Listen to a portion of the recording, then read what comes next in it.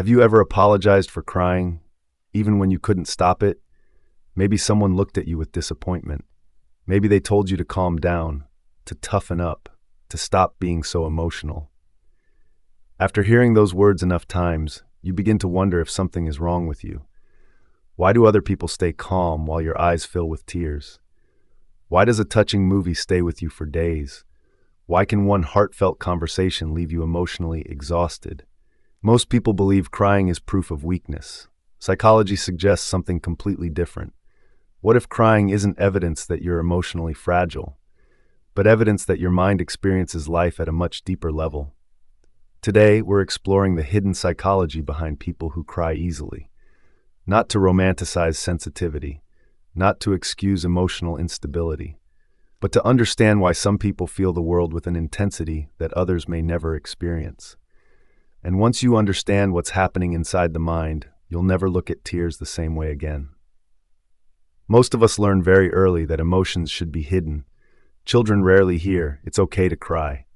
Instead, they hear, "Be brave. Stop crying. You're too sensitive."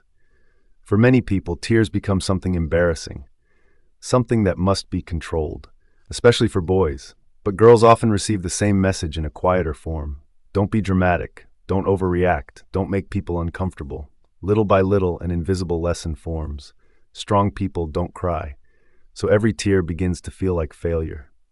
But psychology tells a different story. Sensitivity isn't a mistake. It's a natural personality trait. Some people are simply born with nervous systems that notice more, process more, and emotionally absorb more than the average person.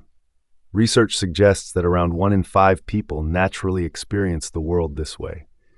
Their brains don't ignore emotional details. They amplify them. A small disappointment doesn't always stay small. A kind gesture doesn't disappear after a few seconds. An emotional conversation can echo in their mind long after everyone else has forgotten it. This isn't because they're trying to be emotional. Their brain is simply processing more information at the same time. Imagine 2 cameras. One records in standard definition. The other captures every tiny detail in ultra-high resolution. Neither camera is broken. One simply records more.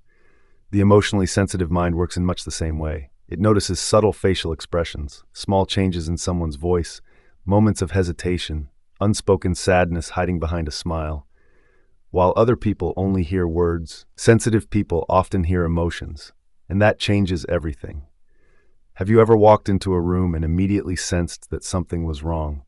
Even though nobody had said a single word, most people would dismiss that feeling. Sensitive people rarely can. Their minds are constantly reading emotional signals that never become part of the conversation.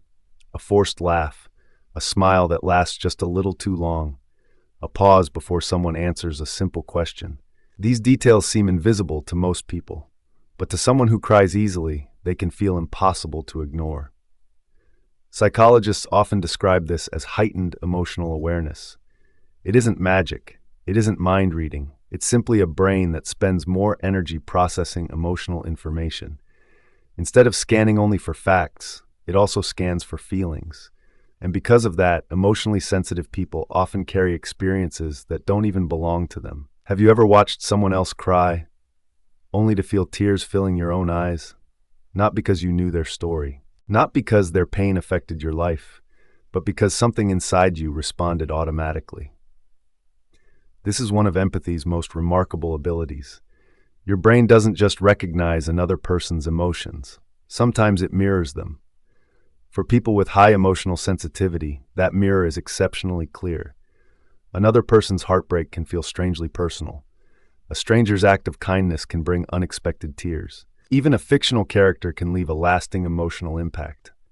To outsiders, this reaction may seem exaggerated, but inside the sensitive brain, the emotional experience feels completely real. And that creates an invisible burden. Because emotionally sensitive people aren't carrying only their own emotions, they're quietly collecting pieces of everyone else's as well. This is one reason they often feel exhausted after spending time in large groups. While others remember conversations, they remember emotions, they replay expressions, they think about the friend who smiled while secretly struggling, they wonder if they should have said something different. Long after everyone else has moved on, their mind is still trying to understand what happened. Many people mistake this for overthinking. Sometimes it is, but often it's something deeper. It's the mind refusing to discard emotional information before it has made sense of it. This is why people who cry easily often revisit memories from years ago. Not because they enjoy suffering, but because unresolved emotions naturally return to the surface. The brain keeps searching for understanding, for closure, for meaning. And while that process can be emotionally exhausting, it also creates something surprisingly valuable. Depth. The people who feel deeply often understand people deeply, because they've spent years studying emotions from the inside. They recognize loneliness without words, fear without confession, sadness hidden behind success, joy hiding beneath quiet smiles. Many become trusted friends without ever trying. People naturally open up to them, not because they always have the right advice, but because they make others feel genuinely understood. Sometimes the greatest gift isn't solving someone's problems, it's making them feel less alone. Emotionally sensitive people often do that naturally, not because they learned a technique, but because they know what emotional pain feels like themselves. But there's another misunderstanding that deserves to be challenged. Many people assume that crying means losing control. In reality, it can be one of the healthiest forms of emotional regulation. Think about what happens when you hold everything inside. Stress builds, your muscles tighten, your breathing becomes shallow, your mind keeps replaying the same thoughts. Eventually, the pressure has to go somewhere. For many emotionally sensitive people, tears are simply the body's natural release valve. After a genuine cry, countless people describe the same feeling. Their breathing slows, their thoughts become clearer, their body feels lighter.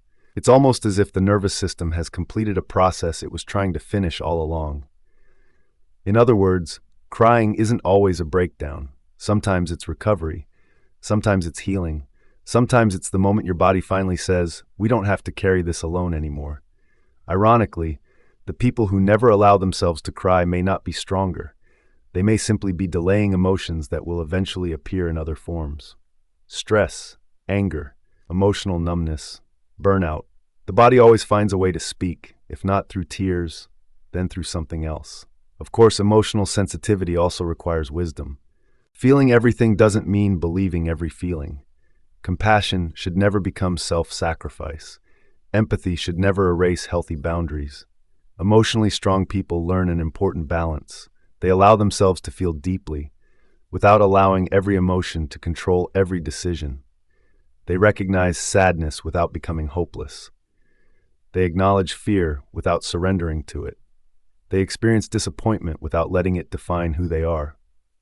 That is emotional maturity, not the absence of emotion, but the ability to move through emotion without losing yourself.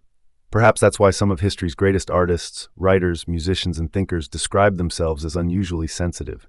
The same mind that notices beauty also notices pain. The same heart that breaks easily also loves deeply.